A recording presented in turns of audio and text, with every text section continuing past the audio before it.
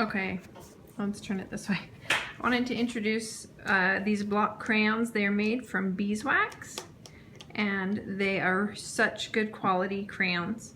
I bought them for my 4-year-old, and he actually, I don't think he was quite ready for them. So now that he's 6, we're using them, but we're also using them with my 4-year-old. So it depends on the age and the person. But what's awesome about block crayons is you can use lots of different surfaces of the block for creativity. So you can use the corner for a thin line, weak, or you can use this edge, except all of mine need to be sharpened. I haven't sharpened them. You can use the thicker edge, or the even thicker edge, or the even thicker edge. So you can get a variety of thicknesses.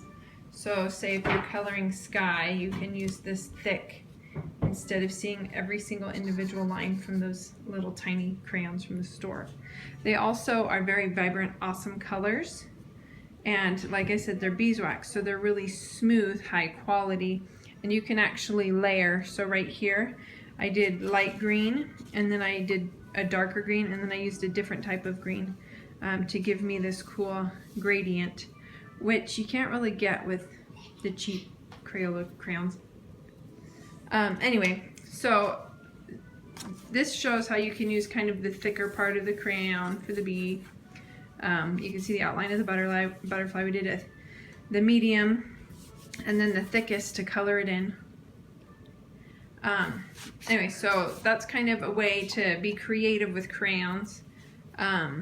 There's another way. What's awesome with these, you can use them to make lines on your paper. Like if you get 2 different ones and alternate, like orange, green, orange, green, orange, green, and then you can use a darker crayon to actually write, and it helps your kids learn how to keep the same size of letters going across, but they make their own lines, so they don't have to fit the tiny, tiny dotted lines that are on some papers that are in typical handwriting things. You can kind of make them up larger, which is generally better for the 4 to 6-year-olds anyway, because their hand-eye coordination, like to write on tiny lines, is really hard for them at first. So this allows some greater area that they're kind of in charge of. So they're more aware of the sizing because they're creating the space.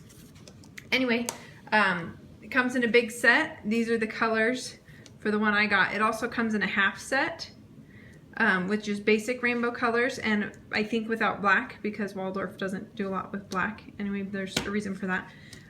They really want to emphasize the colors, and even in black, most blacks aren't really pure black. They're like such a dark purple that it looks black, or such a dark green. Anyway, blah, blah, blah. But there's also, I don't have them out, but let me go get them real quick. Sorry, this is a wing it video. There's also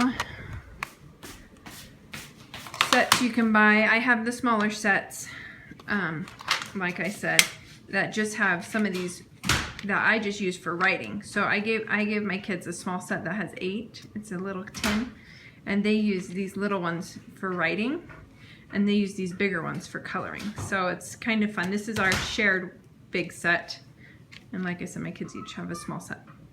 So these are just our leftovers, but there's ways to sharpen them so that they can be nice and crisp like when they were new. Anyway, so have fun with these block crayons. They're a little expensive, but my kids know that if they lose a color, they are out of that color, and so they take better care, knowing that each color has its place. And I only get them out when I am supervising them for now, until they learn how to use them well. So that's it for block crayons. I got mine on Amazon. There's also Waldorf joint orders from like Mercurius and I think Bella Luna online. Those are online sites. But if you know of someone in Waldorf who's buying them, they can generally get like, I think 15% off whatever the online is or something. And they do group shipping, so you can find a Facebook Waldorf group if you want to do that.